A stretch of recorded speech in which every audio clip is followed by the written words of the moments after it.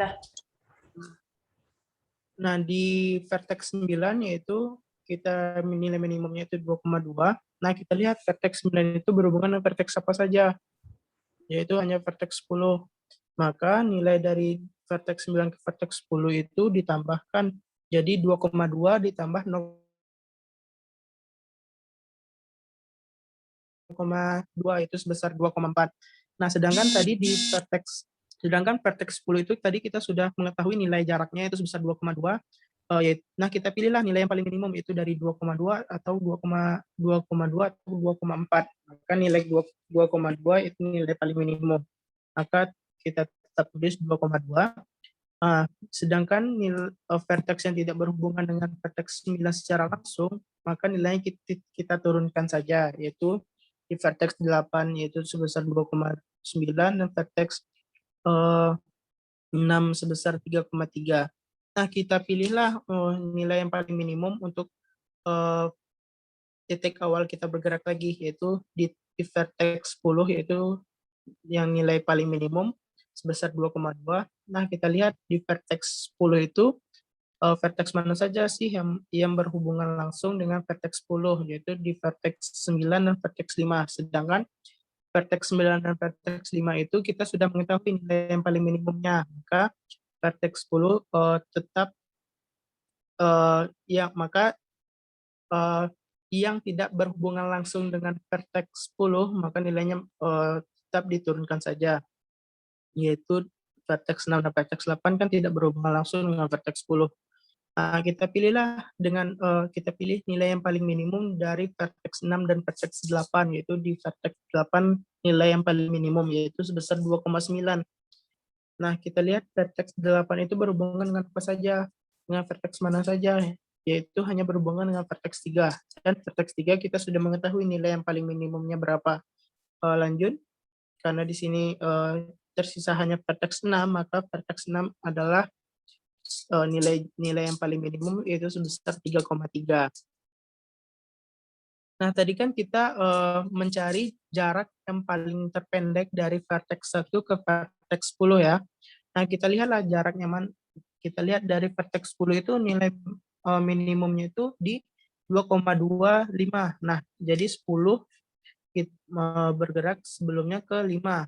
Nilai 5 itu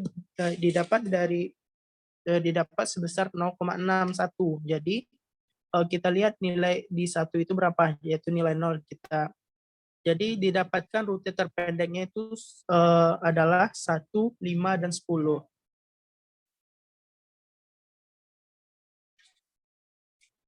Udah, Din. Nah, ini penjelasan secara apa ya.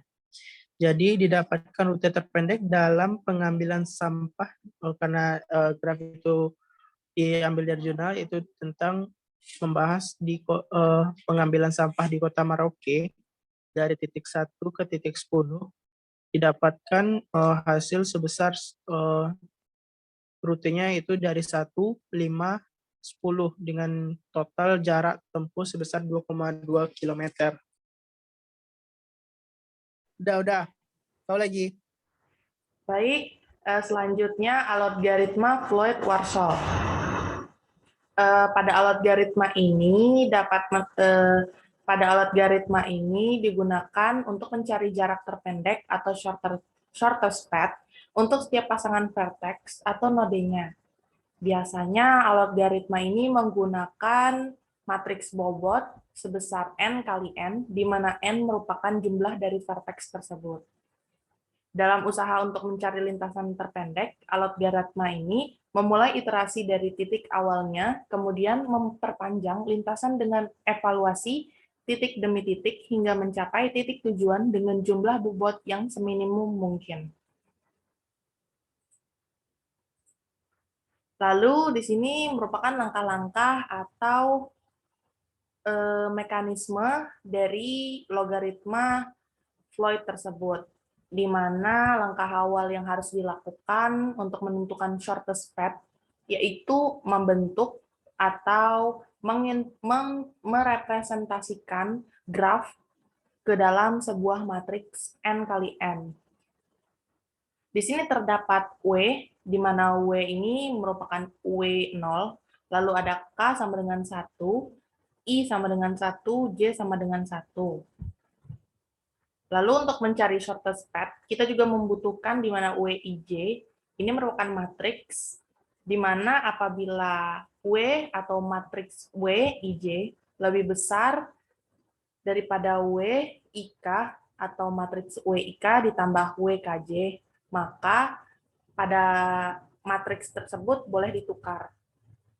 Dengan syarat apabila matriks IJ-nya lebih besar daripada matriks WIK ditambah WKJ.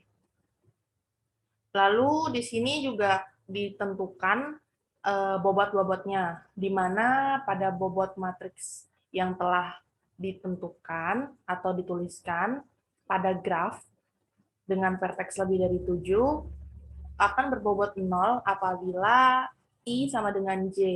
I sama dengan J ini merupakan vertex cycle. Lalu akan dituliskan dengan bobot infinity atau tak hingga apabila matriks I tidak sama dengan J. Maksudnya tidak sama dengan J, matriks tersebut itu tidak bertetangga dengan vertex lainnya. Sebagai contoh, kita ambil graf dari yang Kelvin jelaskan tadi, yaitu pada pada vertex 1 sampai ke vertex 10. Untuk mencari shortest path atau lintasan terpendek menggunakan algoritma Floyd, kita akan memulai dari vertex 1. Untuk contoh iterasi, untuk contoh menentukan bobot matriks dengan tak hingga atau infinity, yaitu akan dikatakan matriks itu infinity atau tak hingga apabila matriks ini tidak bertetangga dengan matriks lainnya. Contohnya pada matriks 1. Matriks 1 ini bertetangga dengan 5 dan vertex 2. Namun dia tidak bertetangga dengan vertex 3, vertex 4, 6, 7, sampai dengan 10. Di mana vertex 1 ini tidak bertetangga dan hanya bertetangga dengan 2 dan 5. Akibatnya, karena tidak bertetangga, vertex lainnya, kecuali vertex 2 dan vertex 5, akan berbobot tak hingga pada matriks berbobot n kali n. Kita ambil contohnya ini. Untuk membuat matriks ini, kita ambil dari graf ini, di mana pada matriks IJ atau I pada matriks I untuk ke bawah dan K untuk J ke atas kanan.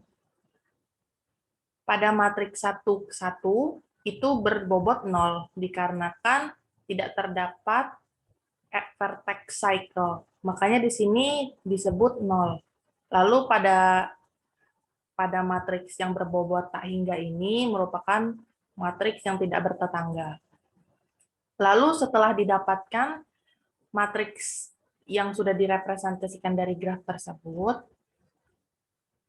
kita definisikan sebagai X berpangkat 0 atau K sama dengan 0 dengan iterasi 0. Lalu untuk menentukan shortest path selanjutnya, kita akan menentukan K sama dengan 1 atau iterasi ke 1, di mana iterasi tersebut akan dituliskan ke dalam matriks lagi dengan definisi X berpangkat 1. Untuk menentukan iterasi pertama atau K sama dengan 1, kita menggunakan rumus yang telah dituliskan pada mekanisme algoritma Floyd itu, yaitu WIJ sama dengan WIJ apabila dia lebih besar daripada WIK ditambah WKJ, maka matriks tersebut boleh ditukar. Maksudnya di sini K sama dengan 1 atau iterasi 1, itu K itu merupakan matriks baris pertama yang akan diiterasikan pada iterasi pertama. Yaitu kita iterasikan pada matriks yang paling pertama ke dalam iterasi ke-1.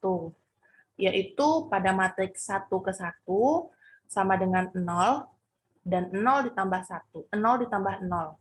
Maksudnya pada WIJ, yaitu matriks cycle tersebut, karena tidak memiliki matriks cycle, makanya di sini disebut 0. Lalu mengapa 0 ditambah 0?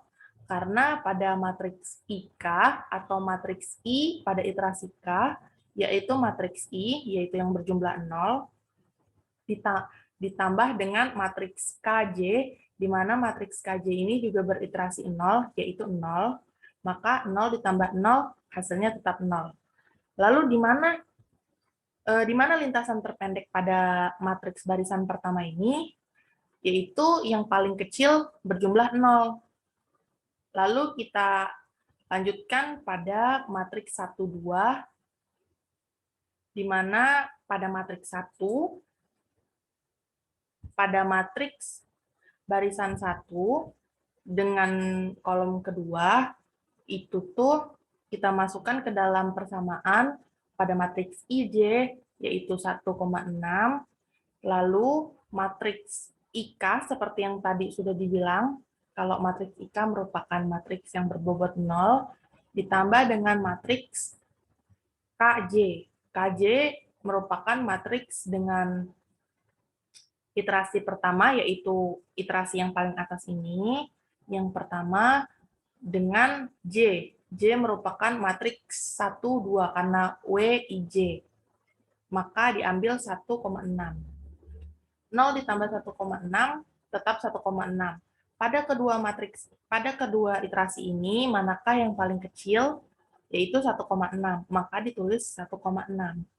Apabila matriks yang WIJ lebih besar daripada matriks yang ini, maka akan diambil matriks yang paling kecil, yaitu yang ini. Selanjutnya, kita lanjutkan pada matriks dengan barisan kedua, yaitu ini. Dengan iterasi pertama atau iterasi ke-1, yang ini, yang atas. Pada matriks IJ 2 ke 1, yaitu 2, matriks kedua, matriks pada barisan kedua, kolom 1, terdapat 1,6. Lalu pada rumusnya di sini lagi WIK. WIK ini merupakan matriks yang in juga. Ditambah dengan WKJ. WKJ merupakan matriks yang ada di atasnya, yaitu 0. Karena dia merupakan iterasi pertama ya. Maka 1,6 ditambah 0 tetap 1,6. Pada matriks W21 ini, yang paling terkecil masih 1,6. Begitu seterusnya sampai dengan matriks barisan kedua pada kolom 10. Dilihat di sini, pada matriks W dengan iterasi IJ 2 ke 5, terdapat infinity atau tak hingga pada iterasi tersebut. Karena tak hingga itu dapat tidak diketahui jumlahnya, maka kemungkinan bisa 3 atau 4 atau seterusnya. Oleh karena itu, 1,6 ditambah 0,6 itu menghasilkan 2,2, di mana 2,2 ini merupakan lintasan terpendek pada barisan kedua. Makanya kita tidak mengambil atau kita menukar infinity ini. Kita melakukan tahap yang sama pada matriks barisan pertama, pada matriks barisan kedua, sampai dengan matriks barisan ke-10. Dan didapatkan matriks baru dengan X berpangkat 1 atau iterasi ke-1, yaitu sebagai berikut. Karena tadi terdapat pertukaran pada iterasi, pertukaran karena terdapat lintasan terpendek yang lain, maka terdapat perubahan pada matriks itu pada matriks lintasan kelima dengan matriks lintasan kedua, yaitu sebesar 2,2. Maka shortest path dari 2 dan 5 atau sebaliknya dengan interdiamet 1. Lalu iterasi yang tadi kita lakukan, kita lanjutkan dengan iterasi kedua, ketiga, keempat, sampai ke 10. Maka didapatkan shortest path atau lintasan terpendek dengan algoritma Floyd dengan lintasan terpendek 1, 5, dan 10. Terima kasih. Sama-sama.